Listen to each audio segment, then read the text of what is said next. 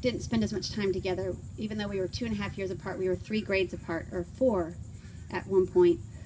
And I had gone to boarding school, and she stayed nearby. She didn't want to go to the same school that I went to because she didn't like being Shannon's little sister. So she was her own person, and so we went to different schools. But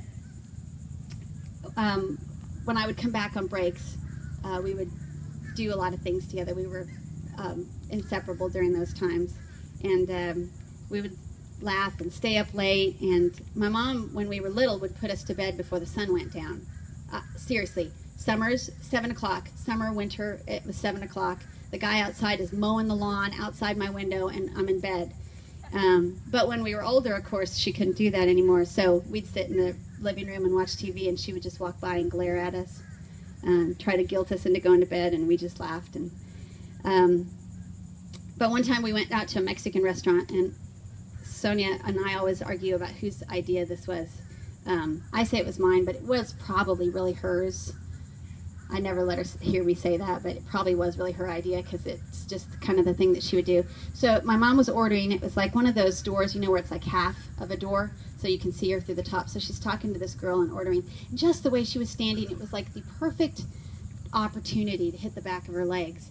And so we discussed it probably for just a second, and I went up and whacked the back of my mom's leg, and she just crumpled. I mean, fell on the floor. The lady's talking to her, and she just disappears.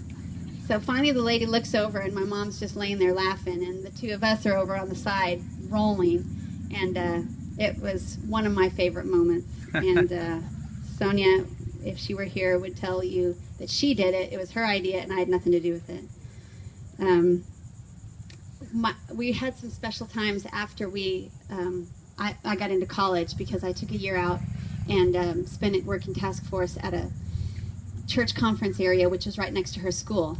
Because she had chosen not to go to boarding academy, she would drive 60 miles from Salem to Portland to go to school, and so I would drive with her. So we had an hour commute each way that we spent together talking or whatever. Her friends became my friends, and it was a really special time. And when she finally came up to college, of course, we lived together, and that was great. I remember only one really big moment from that, and that was when we drove home one summer through the Columbia Gorge, and it was not summer, winter. It was like Christmas vacation, and it was dumping snow, and we were in a sports car. In fact, it was so bad in the snow that when I drove it at school, my husband had to switch cars with me because I kept running into snowbanks. So anyway, we're driving through the Columbia River Gorge, and it's a lot of snow, and we couldn't see well, and so we were starting to worry that we were going to become one of those statistics. You know, it seemed like every year there was always somebody that was a statistic, but it ended up being somebody else was a statistic that night, because the road got shut down and we were stranded on the highway for about 4 hours. And then we started to worry that, okay, what are we going to do if we have to stay here all night? You're going to run out of gas? Do we like burn our clothes? You know, I mean, we're just really crazy girls, honestly. But what's crazy to me that is I can't remember, this is before cell phones, so I can't remember ever thinking, I wonder if Mom's worried about us. Like, we were 5 hours delayed. We never called her. You know, we had no way of getting in touch with her, and I just don't recall that she was ever, it's because I wasn't a parent. Like, I'd be totally find my iPhone and send in the SWAT team if it was my kids now. But and Darren mentioned Sonja lived with us for a little bit. It was when we were, he was traveling around and doing seminars, so we were staying in some hotels in the area. And I remember one time we stayed at a hotel up in Port St. Lucie while he was doing a seminar up there.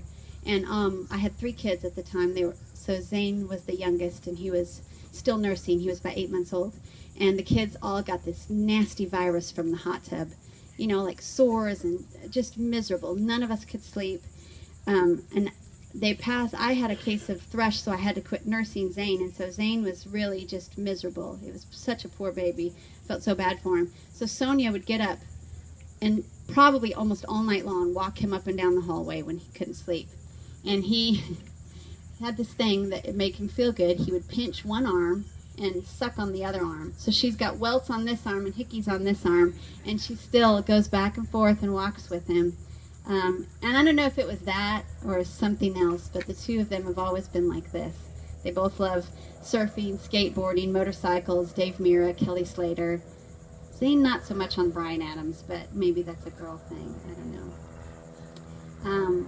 It was after that that she, of course, moved to Florida and met Neil. And I'm going to let him tell you that part of the story because it's his story. But we are so glad she did, as much as we miss having her with us all the time.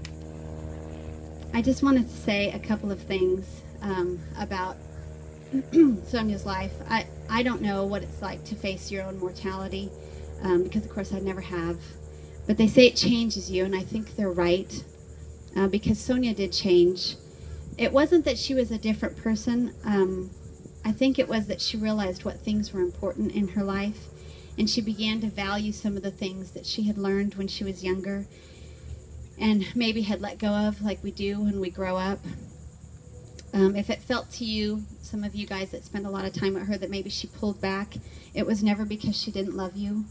It was more because she did love you, and I think she struggled with who she was and how to go forward in a way that felt right to her. It was comforting for me when my mom gave me her Bible to read that she had marked a passage, Matthew 11:28, "Come unto me, all you that labor and are heavy laden, and I will give you rest." When Sonja and Neil got married, I was asked to say something, and I've never felt like I'm a very good speaker, but I always felt like I could write, so I wrote them a fairy tale, and I read it for their wedding, and I'm still very proud of that story. But it had a happy ending, and it's not that this ending's not happy, it just isn't the ending that we wanted. I think our lives have meaning not because of what we say, but because of what we do and what we believe and how we show that. And Sonja, I think, when she was able to, lived her life in that way. And when she was not able to, I think she struggled with how she could do something and how she could impact people, because I think that's the thing that brought her the most joy. Each of us has tried, my parents and Neil and I think the kids and probably all of you, in some way to honor her because she was gone too soon. I have committed to tell her story every time I get a chance to. I'm going to be telling it to a group of young people up in Georgia when I go home.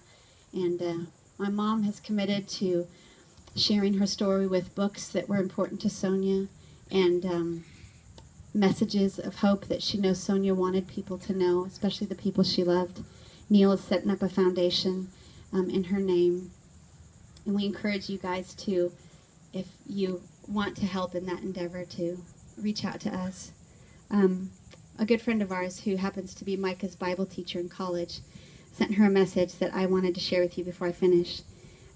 He took us on a tour of Israel this summer, and we spent a really special day in the empty garden tomb, near the empty garden tomb, where they think it probably wasn't the tomb that Jesus was laid in, but it looks and is very similar to the one that he might have been laid in.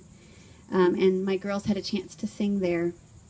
And he says that because that tomb is empty, we know that Jesus conquered death. Not all of you may believe that, but it's the thing that we hold on to. We know that, and we wait for the promise that Sonja will be raised again, and that she will be perfect and whole and funny and full of life and laughter, just the way she was and just the way that we remember her.